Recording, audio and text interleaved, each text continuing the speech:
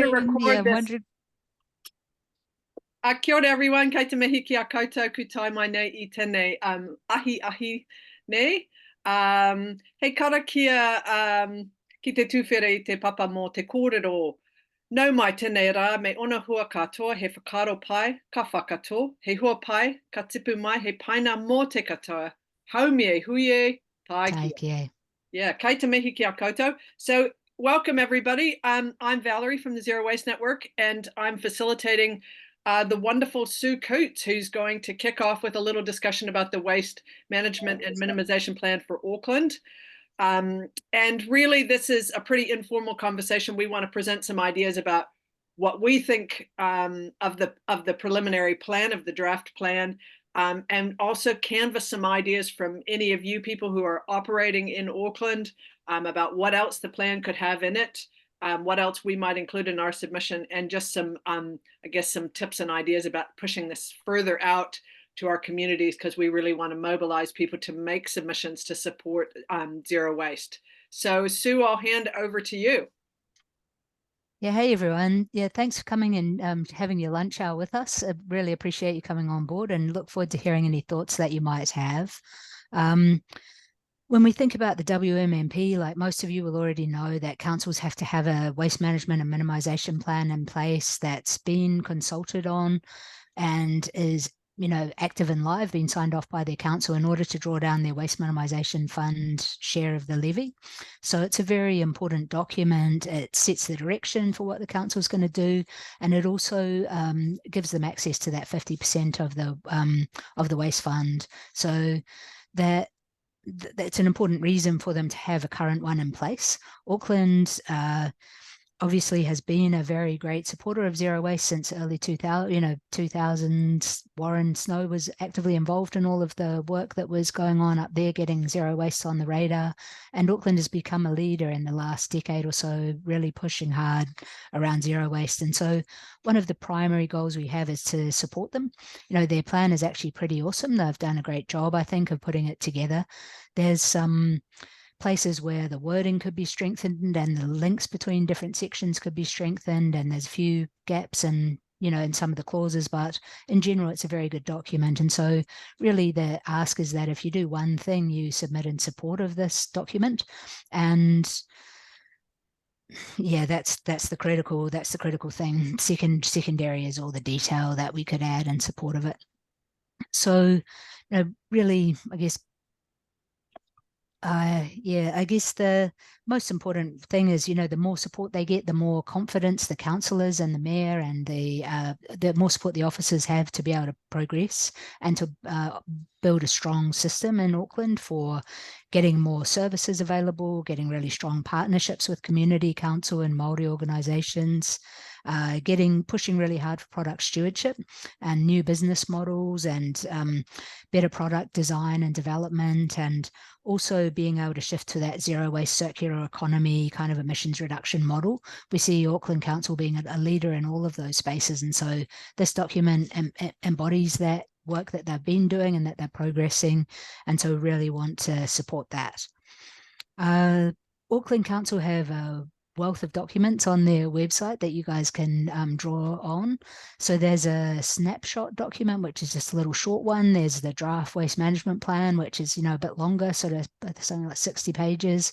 There's an islands plan, which I would be really keen to hear what you guys think of. If anyone's had a look at the 4 islands, they've got their own separate appendix document. And then there's the waste assessment, which is where all of the background information sits that they draw on to kind of do the data. And what we're preparing is we've prepared the first draft of our zero waste submission, which is online for you guys to have a look at. It has high-level general points in it, as well as quite specific detail about, we think you should change this word, we think you should adapt this, we think these two things should be more connected. So it's a bit of a mix of high-level general points and also more detailed, kind of specific things.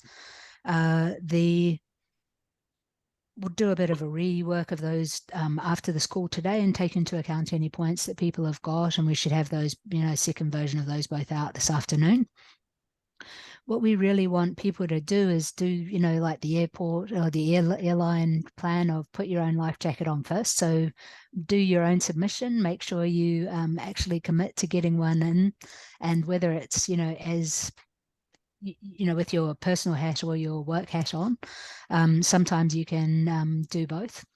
Then the second thing is to encourage your board members and all the people that are connected to you, connected to your organization, to also put in submissions. And that's your staff, your teams, your volunteers, people that are connected to your organization, and then reaching out in the third instance to your customers and the people that are connected to your organization through your social media.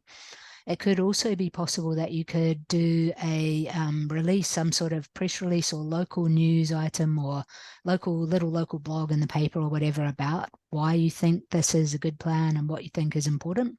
And so it's good to just think about whether there's some way you can get a bit of noise out in the world about it as well.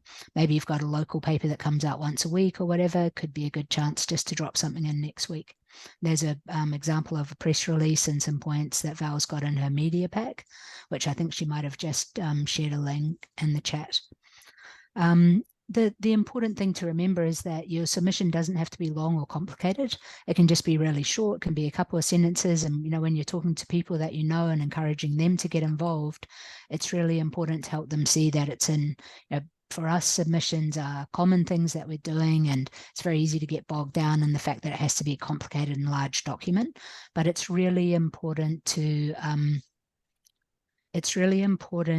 see, to help people understand that can just be 15 minutes over a cup of tea. They just work their way through 4 questions on the template, and that, you know, they don't have to write a long, complicated answer. It can just be a few sentences. So that's about it on the blah about why and what you might do. I see your question, Karen, about people from outside the area supporting. And I guess maybe other people have a thought about this as well. But I think one important way it could be useful is to say that how much appreciation there is for the leadership that Auckland Council has shown in this space over time, and that in itself is a, you know, it's a kudos, kind of a mana thing for them to be receiving that respect from other councils and other areas, that they're doing a good job and that they're leading the way. But yeah, interested to hear whether anyone else has got any thoughts on that.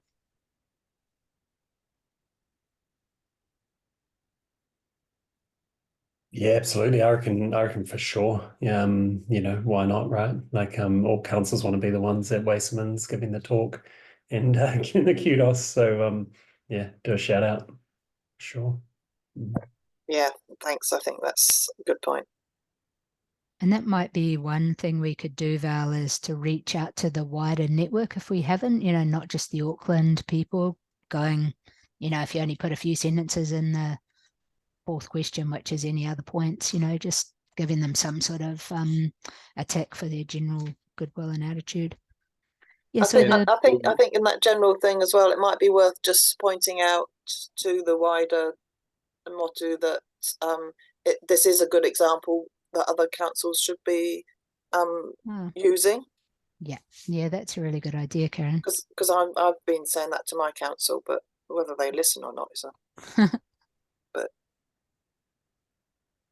yeah. The Waikato District Council is going through the same process in the next 6 to 12 months. So I'm taking the opportunity to use this as a template to make sure they've considered these things and kind of describing it as best practice.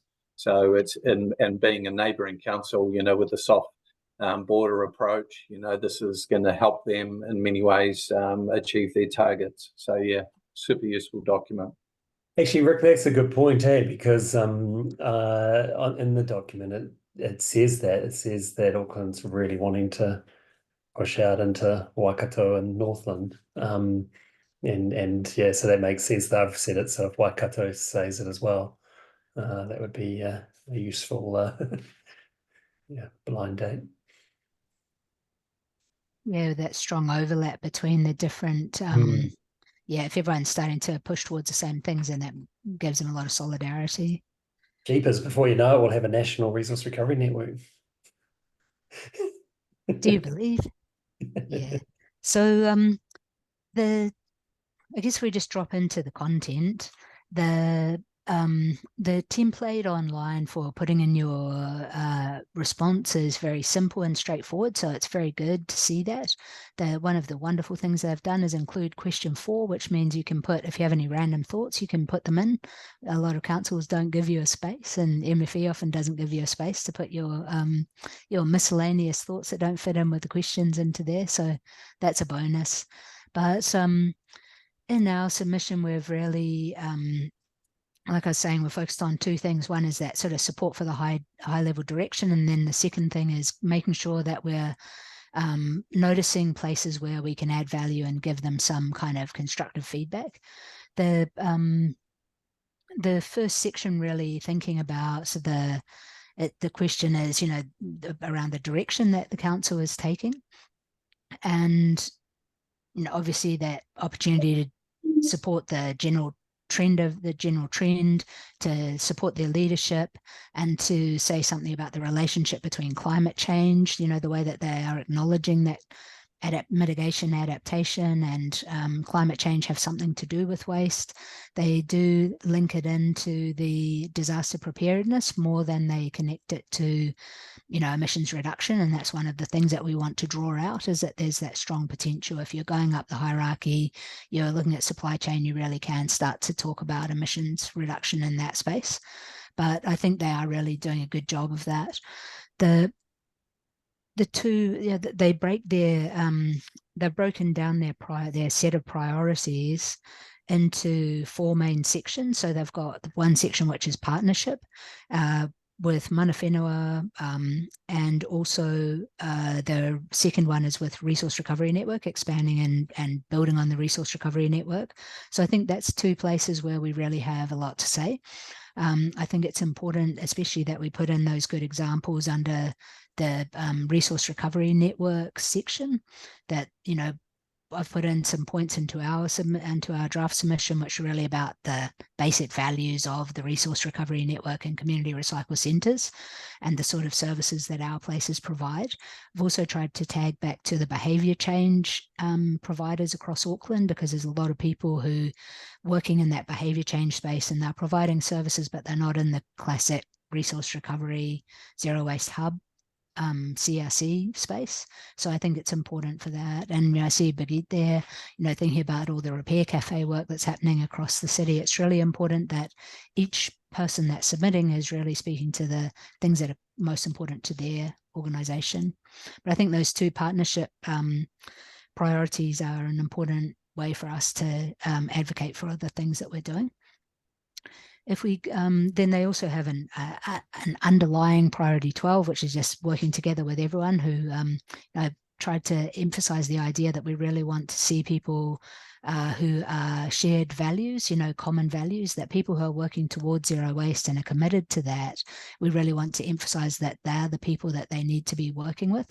In one place, they talk about working with the willing, so there's that idea of the coalition of the willing, or that it's the people who are actually committed to and interested in zero waste that you're going to make progress with, is an important element of that. So there's quite a few details that we had that I had in relation to those parts, but you can look at those in our longer submission. I think priority, there's a set of sort of key priorities that they're focusing on. There's construction and demolition. There's priority materials, which are organics, plastics, packaging, textiles, and biosolids. Then there's emergency preparedness, which covers off also climate change and the other dimensions of that, mitigation and adaptation. And I think they do have a good sort of sense of the disaster preparedness angle of it, which is a place where a lot of our CRCs can really emphasize the role that was played in the flooding and that important job of community resilience hubs. But there's quite a big gap around some of the other parts of that, especially how building community really has a strong role to play in adaptation and adapting to change, adapting to the new models for materials moving through the system and new business models, as well as adapting to climate change itself. So I think it's important that we emphasize those things.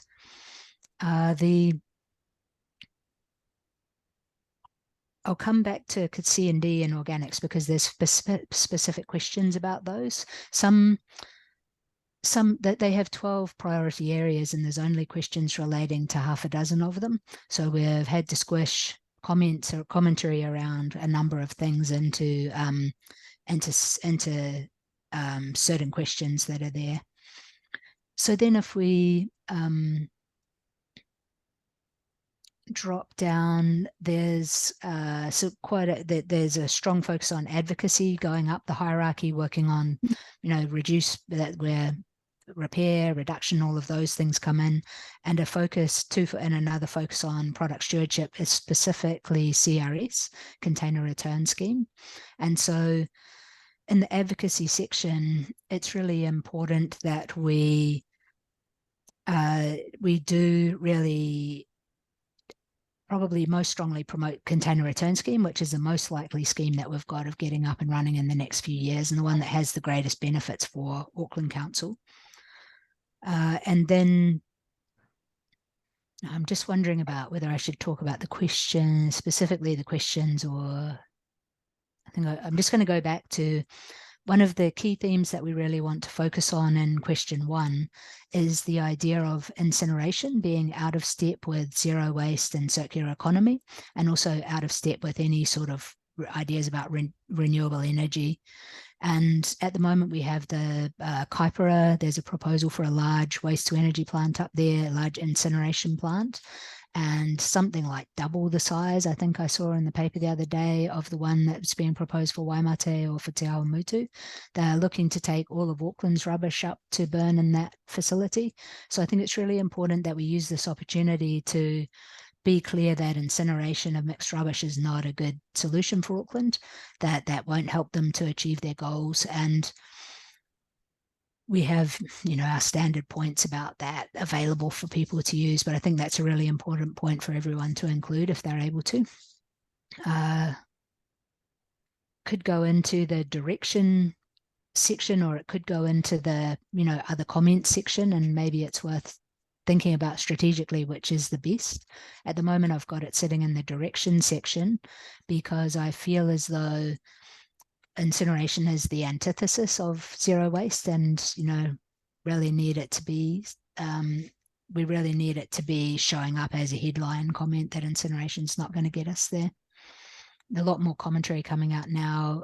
They're talking about fast track, how they might be able to fast track the Kaipara incinerator, and I think it's really important to get some of these key points happening here.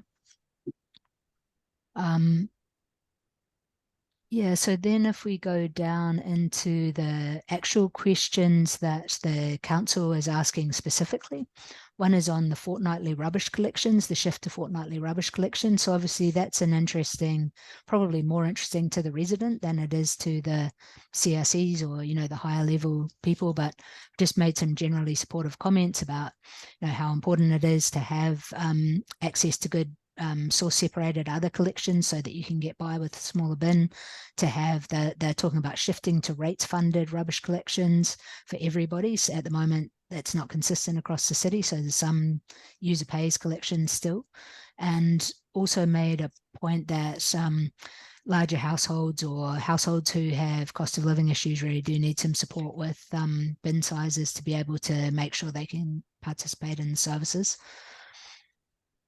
If anyone's got any specific Auckland intel on the fortnightly collections and what the likely issues are, it'd be helpful to understand that. Otherwise, just got those general points in there.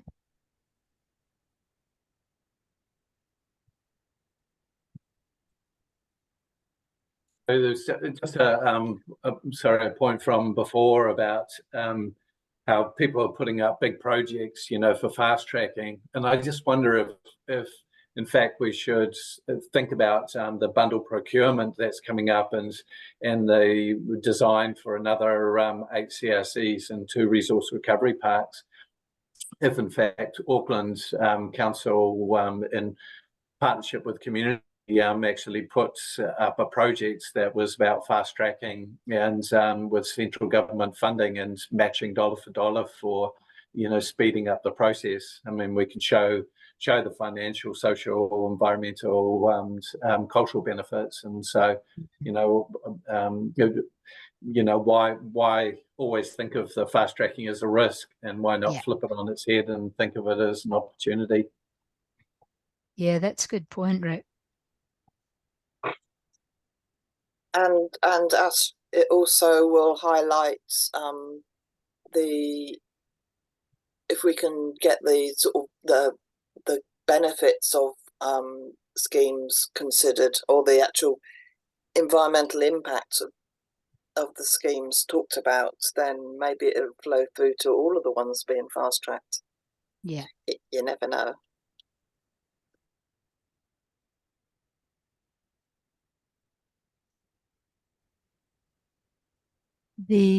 Okay, so moving on from the fortnightly rubbish onto construction and demolition waste. I didn't really have anything super interesting to say about that either. It seems like Auckland Council has a good plan. They're talking about working together with, pulling together coalitions of people to be able to do interesting projects across the city. I thought there's a really great opportunity for the resource recovery network operators to talk about those kinds of reuse options for any materials that can be pulled out of deconstruction, and also to talk about their experience with deconstruction, as well as the men shed and other makerspace type places to be able to talk about their own projects. So put a tag in there for that. Any other thoughts about C&D?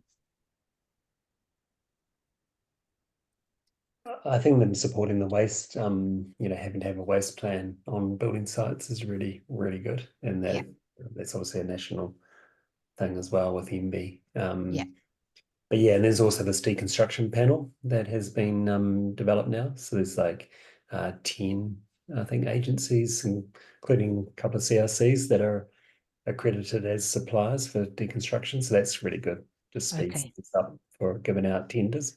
So you don't have to do the whole process. You just have to put a price in because you're already on the panel. That's good. And so someone like Trow would be in that panel? Trow's on the panel, but then so is Ordinary Hunger Zero Waste. Okay, great. That's good. Yeah, I've got the waste plan one in there, and I'll add in a bit about that deconstruction panel. So the third question is on the priority waste materials, and really I've just gone through and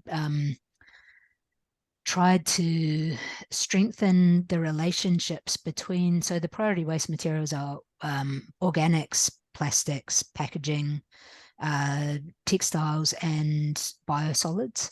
And so the main problem with most of the commentary and the sections on that is that they're not really linking the story of plastics across into the product stewardship discussion, or they're not linking, that there's weaknesses in how they're connecting the dots between the actions around advocacy and the actions around plastic, or the actions around packaging and the actions around plastic and product stewardship. So I've just tried to do some commentary around strengthening those connections, which is all details really. The main opportunities, I think, is to really the other thing is to get them to use more consistent language. So often the language in one section will be, in the commentary, it might be really strong language about source reduction, but when you drop into the action relating to that thing, it will just be about reduction, or it will just be about diversion or whatever. So just trying to introduce some consistency into all of that. But that's all kind of in the detail layer. Around organics, I know Liam's on the call, so maybe Liam could talk a bit about that. Well,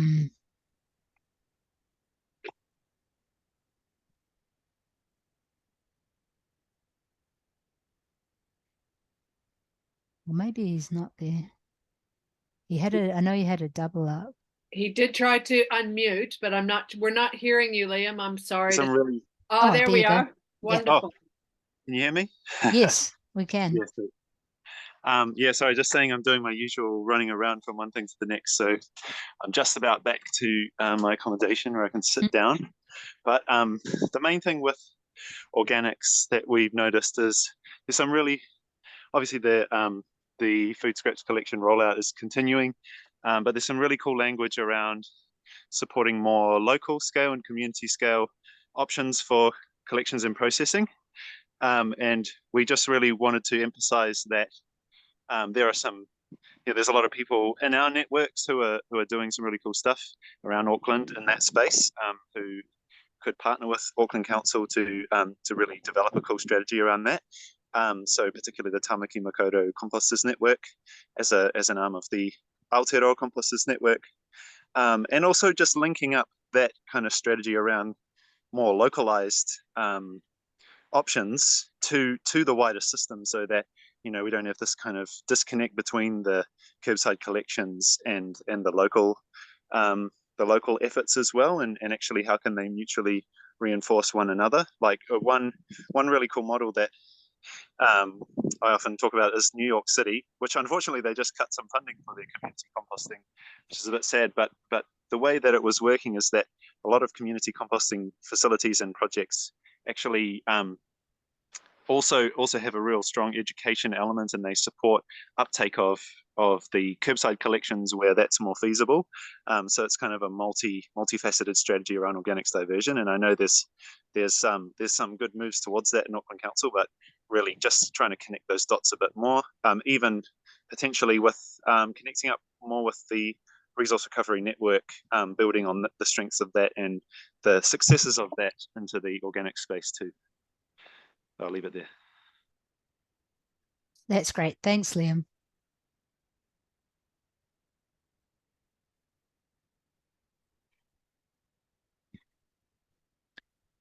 Yeah, so if we just keep on going through the list, in the plastics section, obviously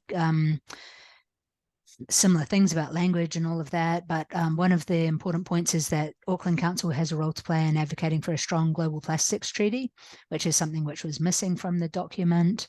In the packaging space, making that connection between changes to business models and packaging design, and the product stewardship regulation legislation connection needs to be made more strongly.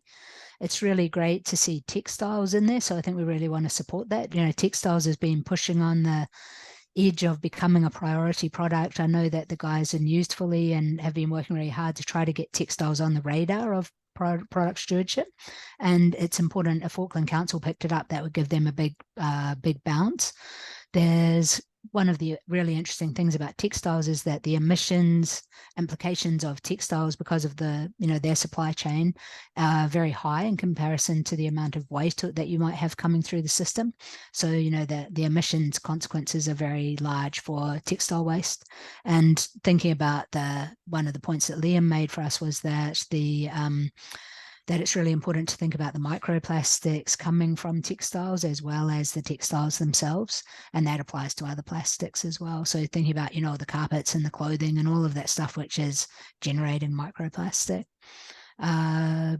Biosolids, didn't really have anything much to say about biosolids beyond the fact that we support they're saying that they'll try to use them beneficially, they'll try to work in a culturally appropriate way, and that they'll work with mana whenua communities and stakeholders to develop the next solution.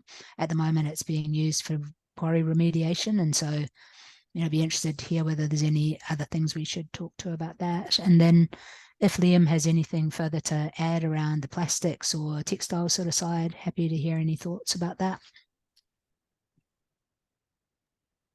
No, I think you summarized that well, Sue. Can I just make a comment on the biosolids thing? I just noticed an article come out today in The Guardian that some authorities in the United States are being sued for applying biosolids to land and not mitigating some of the contaminants that are often found in sewage sludge and biosolids, particularly things like PFAS.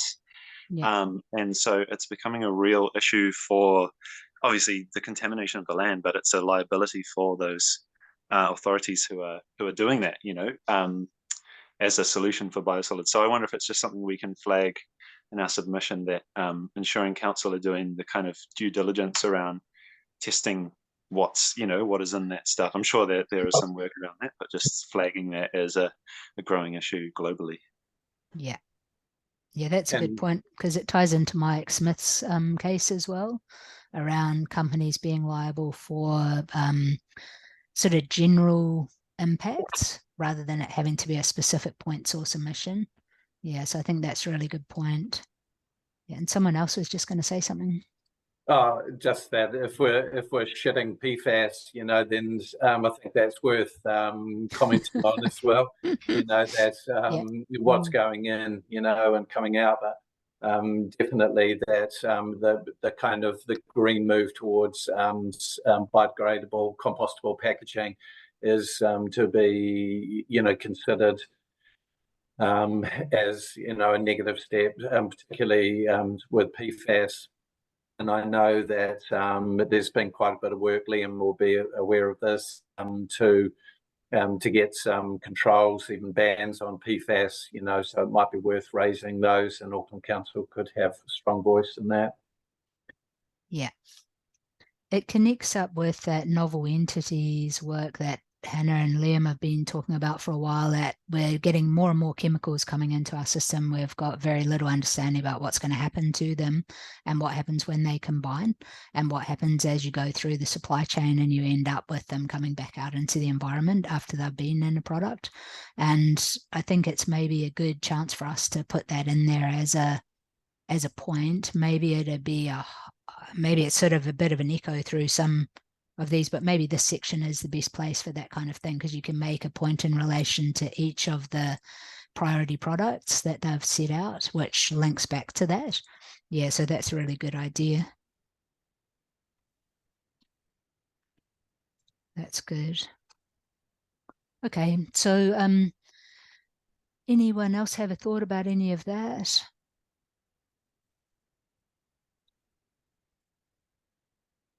Just a general comment, Sue. I'll do a LinkedIn post.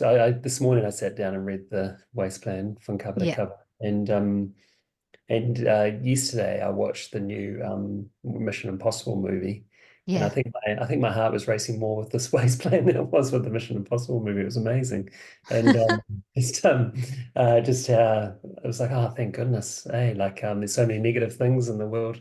Yeah. And Zero Waste, we suddenly set ourselves a thing. But anyway, it sent me down a rabbit hole, and I was reading which I posted just now, this C40 declaration, the fact that Auckland has signed up to that as one of the cities that's really pushing for the zero waste thing. And I thought, well, yeah, it's just somehow to encourage that this is an international movement. It's not just a weird anomaly with a bunch of hippies in Auckland that have somehow got the reins of power.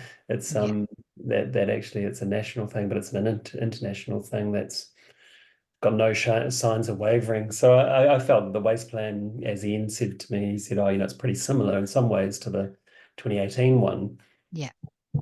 But it's almost like they just double down. It's just like there's no signs of wavering. It's like the hands aren't shaking at all. It's just like, yeah, let's go. We're all in. And I thought that was probably the thing that I picked up from it. So it's possibly where I'd go with the submission from a localized point of view, is just the commercial thing. Going, actually, I'm seeing a whole bunch of commercial opportunities for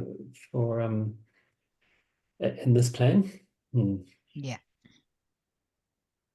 Because there's I noticed that the global alliances like the I think it's Gaia have been reaching out quite a bit to try to bind together more of an international push on zero waste as well. I had a mail came through today or yesterday about it, just going like, there's all these people doing zero waste stuff. How can we be stronger in the Pacific? How can we be stronger in Asia Pacific? And so I don't think, and they have a whole section which is kind of all of the background and kind of context for how we're working, and maybe that's a really good place to insert some of that. That's an international movement. I don't think I saw one reference to C40, but I don't think there's much in there about that. Maybe we can draw that out as a really strong thread, that they're part of the global movement of cities that are showing leadership as well. And I think that's really good. It's a good point. Yeah.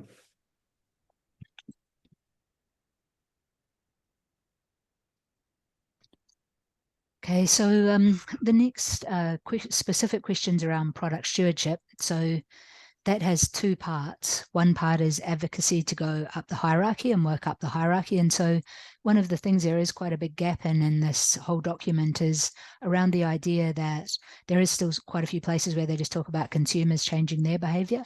So, really trying to emphasize the idea that it's actually industry and business that needs to change their behavior, to look at new business models, new service models, putting better products on the shelves, thinking about what sort of packaging they're using for food and, distributing food and drinks and that sort of stuff. So trying to emphasize the idea that we need to go upstream, to emphasize the idea about the partners that council's working with need to be aligned around the kaupapa.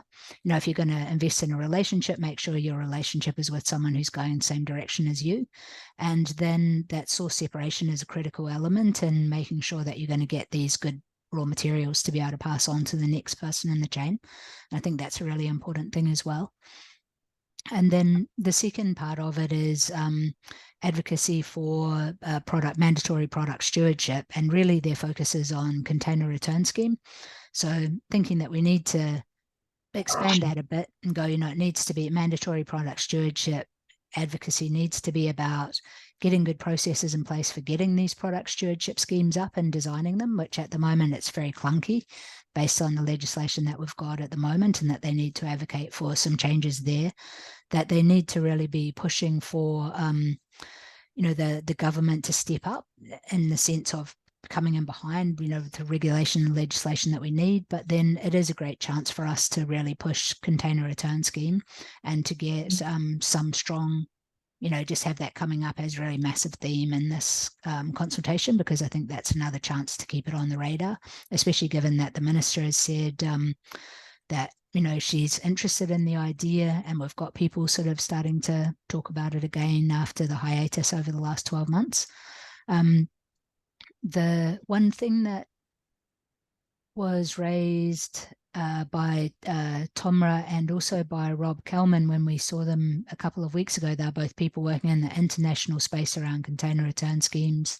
They suggested shifting the language to be about deposit return, because they felt as though that's how they describe it in the international literature now, and that the idea of a deposit return scheme for drink containers is better language. And I wondered whether it's a good idea to introduce that here, or whether, as a new thought, or whether we just carry on talking about it as container return, given that's how they are describing it.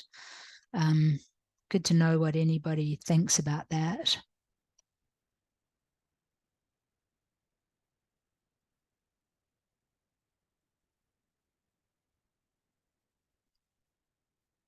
Or I can just keep wondering about it in the quiet of my own bedroom. Joanne's got her hand up. Go, Jo.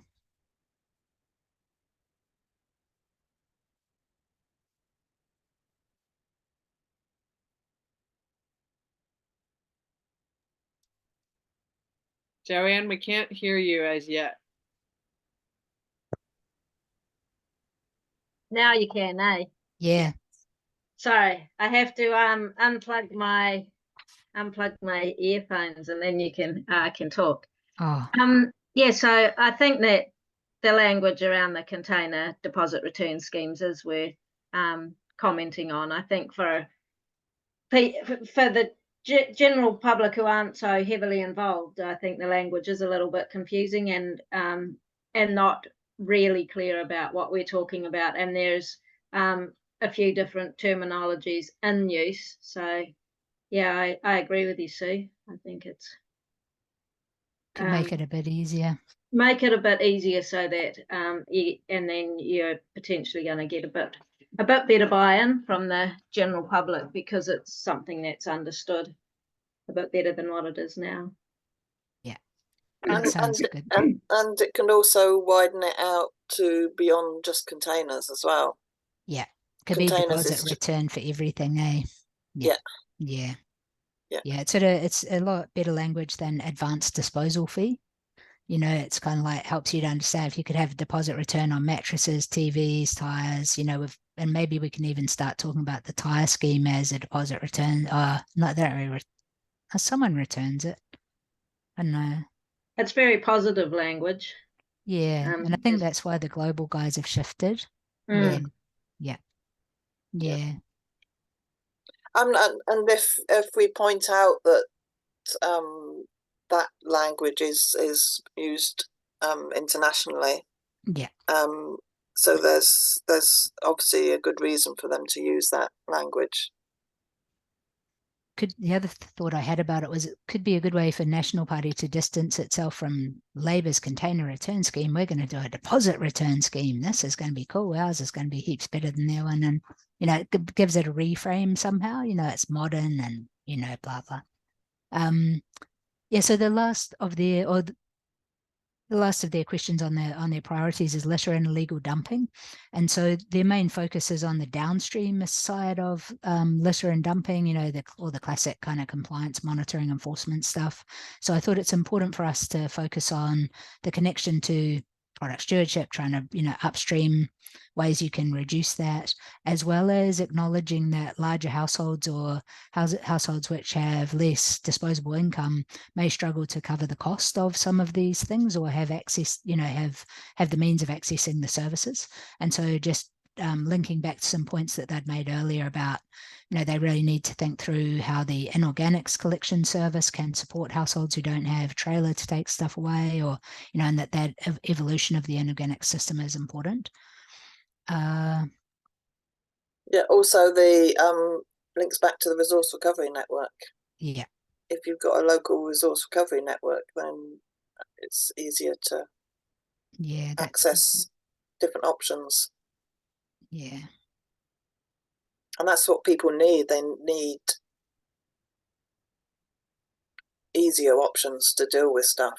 Yeah, come back to that local scale story, eh? Yeah, it all links in. Yeah, that's a good point. Yeah, that's good. I hadn't made that connection. Shall I jump in?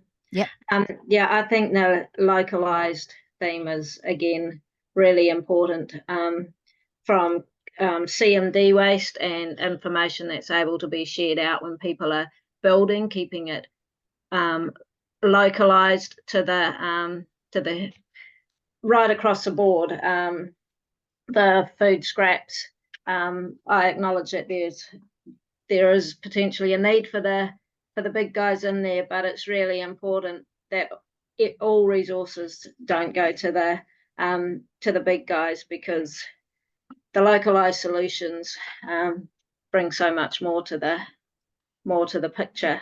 And it's something that does concern me with Auckland, which is such a big beast. I can understand that economies of scale, but let's not forget the communities and how working in a community can really impact. Yeah, that's a good point. And do you think that's even more true on the islands, Jo? Yes, I guess it is. It is, because there isn't the opportunity to move so much. Another thing that I think is really important with the islands is that the transportation costs, so it's something that we battle with a little bit, is the opportunity. So Auckland Council are able to fund shipping materials off the island to a landfill or to Busy or something like that. But if an on-island solution is identified, then those resources can't be diverted to support the on-island solution, even though that solution's a better solution. So you might get 50% through by applying through to the Waste Minimisation Innovation Fund or something. But yeah. So you can't allocate the transport cost, the equivalent in the transport cost to the new project. And in part that's because of contractual arrangements, but it's something that I think really needs, to be considered, that what the options are there to be able to reallocate. Sort of reallocate budget. So you're not spending on a bad, you're actually spending on a good. Yeah, and certainly, and I might have jumped ahead now, because certainly in the Hauraki Gulf Islands plan, It talks about local solutions, but actually there's limitations in terms of how much Auckland Council, they do a hell of a lot, but yeah, there's some limitations there that I wonder if there's ways around. Yeah, some constraints. Mm. Yeah, so Yeah. has anyone got any other thoughts about the islands plan? Has anyone had a chance to have a look at it? I haven't actually got to that yet, but it's on my list, to have a read through, but I don't have much specific knowledge about what it really means. I can make a few general points, but if anyone does have any thoughts about it, could be really handy to hear. I haven't read it yet, Sue, but Joe, I was thinking about when I was reading it, I was going to focus probably on Kawau in connection with Maharangi Wastebusters. Obviously just, Snell's Beach and the ferry to Kawau from there, and saying maybe, talking about that, Kawau and Maharangi, or, opportunities. So yeah. Yeah. I really like the way that it is a Hauraki Gulf Islands plan, but they've then broken it down to the islands. So recognising the difference between the different islands, and that's really beneficial. Yeah. Yeah, because they've got, so the way that the question is set up, you choose which island you're talking about. So whether it's Aotea, Great Barrier, Kawau, Rakino, or Waiheke, and then you answer your question in relation to that specific island. So yeah, that they've got a screening system there for that. Yeah. And maybe that's a good enough point for us to make, is that, it's really great to see them thinking about the needs of specific communities, and being able to tailor that there's a need to tailor things to fit certain situations. That might be a good point that we can include in that section. Yeah. Yeah. And then we're down to any other comments. So that's kind of the last bit. So it's a bit of a dull read through of the questions, but yeah, it's so valuable to have you guys bringing up these points that we haven't really thought too much about. So I see Betsy's got a comment. Maybe you'd like to speak to it, Betsy, because we've got a few minutes before we have to close off. Thank you. I don't have my video on because my internet's unstable, but this link, I think it's important to emphasize the big link between climate action and waste minimization. Yeah. And part of that would be the idea of asking the council to do more research on using land applying biosolids with biochar. In fact, there's even examples of wastewater treatment plants not using nylon plastic to filter, but instead using biochar, and you get a better filtration. But then everything can be, well, depending if it's not contaminated, it can all be land applied.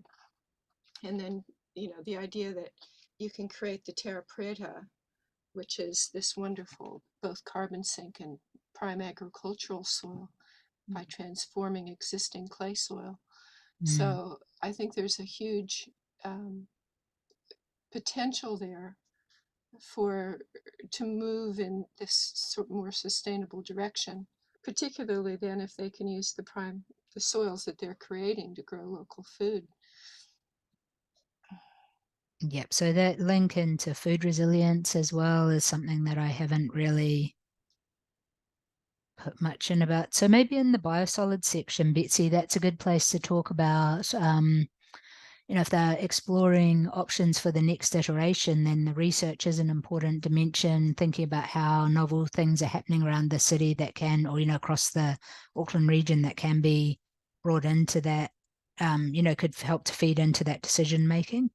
Well, yeah, it could be under biosolids. I think WaterCare is doing some research into this, but we've been doing it now for 5 years, and there's pretty good evidence that we're moving in that direction of terra preta. We've definitely changed the soil structure, the soil texture, its infiltration rates, its fertility, its buffering effect from climate extremes of drought and flooding. So, it's going in that direction, but nobody will believe us. We need somebody to come out and actually with qualifications and say, yes, this is happening. Yeah. So yeah, it'd be great to have some research there.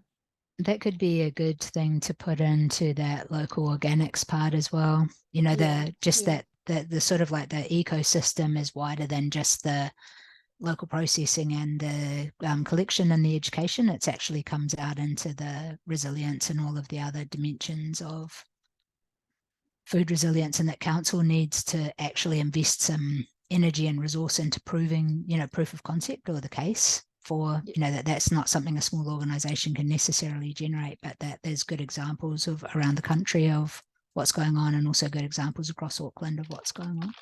Yeah. That's a great term to use, proof of concept, invest in proof of concept. Yeah. Thank you, Sue. I just want to ask Rick, you've got your hand up? Yeah, just a couple of things from me, but yeah, just a me to Betsy, you know, and the amazing work that she does. And I think that's a really good point, you know, that lots of research and development is actually done by the individual CRCs, and it's the true value of being able to use it as a model, or the lessons learned to the greater network, whether it be Auckland or national, is about, you know, what's the process of taking these good ideas and the passion and the research to a point where it's of value for everyone else, which kind of brings me on to my point of, we missed out on funding for impact investment.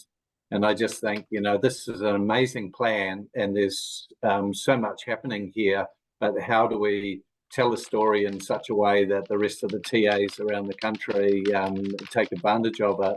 And so maybe there's another opportunity here to say that, you know, investing and measuring the impact is actually part of that journey. Yeah. And the last one from me is the governance structure, you know, of making some strong statements about that Auckland councils, you know, willing to go through a process with their community partners to consider a different sort of a governance structure that sits outside of council, and just the importance of that maturity of the conversation and the integrity of the partnerships. Including that somewhere in the weave. But massive thanks. So yeah, because I've got some good info from you to include about that. So that's a very good point, Rick. Yeah, because that really is part of the role of being a leader. You know, that being a leader is not just about doing it, it's about showing people, the next ones in the line, how to go about it. And Auckland's done a, you know, I guess Auckland's done a good job of that. You know, they're often, people like Julie often talking to other councils and giving them feedback and advice about what to do and how they went about things. And, you know, that mentoring and support role for smaller councils is a really important way that they can add value in the national kind of, and at the national level, eh?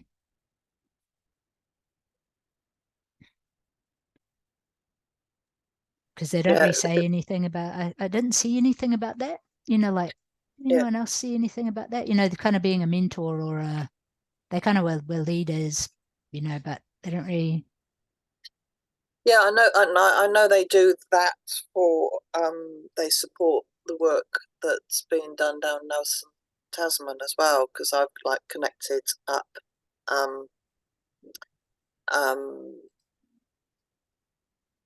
sort of what's happening in Auckland with staff here, and I know there's conversations like with Kevin Crutchley and people like that, and the work that council officers do with like food waste mins and the TA forum, and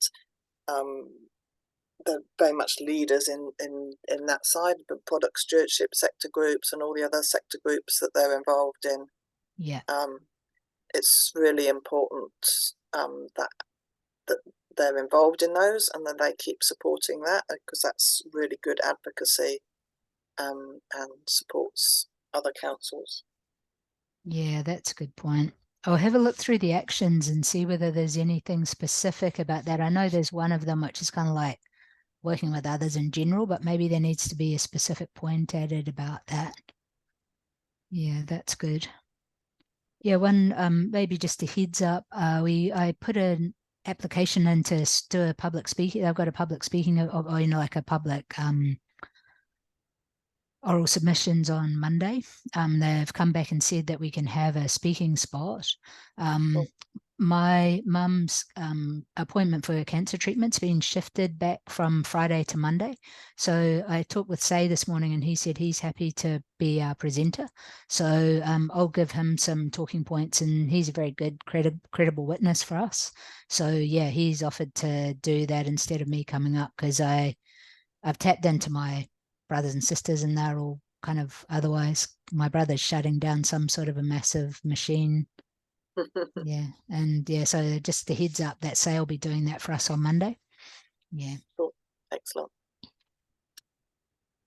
Kia ora, Sue. Thank you very much for your efforts today. I guess one thing I wanted to add that hasn't really been addressed today is just around mana whenua, and obviously a lot of Māori tangata whenua around the country are feeling very much under attack. So I think part of the role that lots of organisations in Auckland can play is reinforcing Council's commitments to upholding Te Tiriti in their role as local government, as partners with mana whenua there. So yeah, I just want to say that this recording will be on the Zero Waste Network Facebook page and on our YouTube channel. So if people need to go back and refer to it, you can see Sue again there. And thanks everybody very much for joining us today. I'll just close with a karakia.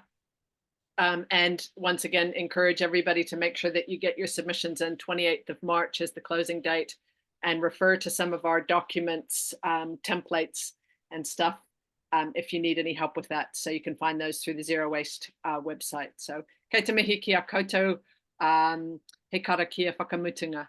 Unuhia, unuhia, unuhia ki te uru tapunui, ki a wātia, ki a māma, te nākau, te tinana, me te wairua i te aratakatū. Koia rai, rongo whakeere ake ki runga, ki a wātia, aira, kua wātia, riri, riri hau, pai māriri. Hoi anō koutou. Kei te mihi.